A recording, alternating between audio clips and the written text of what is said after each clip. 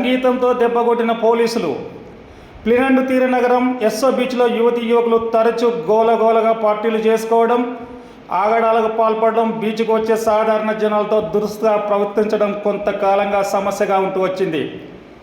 అదుపులేని యువత తరచుగా ఆగడాలకు పాల్పడుతుండడం అక్కడి పోలీసులకు తలనొప్పిగా మారి ఫిర్యాదులు వచ్చినప్పుడల్లా నిందితులు నిర్బంధంలోకి తీసుకోవడం, వారి మీద కేసులు పెట్టడం వంటి చర్యలు చేపడుతున్నా వాటి వల్ల పెద్దగా ఫలితాలు కనిపించలేదు. కాకతా యువతను బీచ్కు దూరంగా ఉంచడానికి ఏదో ఒకటి చేయాలని, సాధారణ ప్రజలు బీచ్లో ఎలాంటి ఇబ్బందులు లేకుండా సంచరించే వాతావరణం కల్పించాలని పోలీసులు నిశ్చయించుకున్నారు.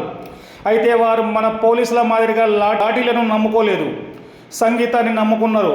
పాప్, ర్యాప్ లాంటి హోర తెచ్చే సంగీతాన్ని ఇష్టపడే యువతకు శాస్త్రీయ సంగీతం అంటే సరిపడదని తెలివైన పోలీస్ అధికారి ఒకరు గుర్తించారు. ప్రయోగాత్మకంగా బీచ్లో జనాలు ఎక్కువగా గుమికూడే ప్రతి చోట లౌడ్ స్పీకర్లు ఏర్పాటు చేయగా యువత క్రమంగా బీచ్ వైపు రావడం మానుకున్నారు.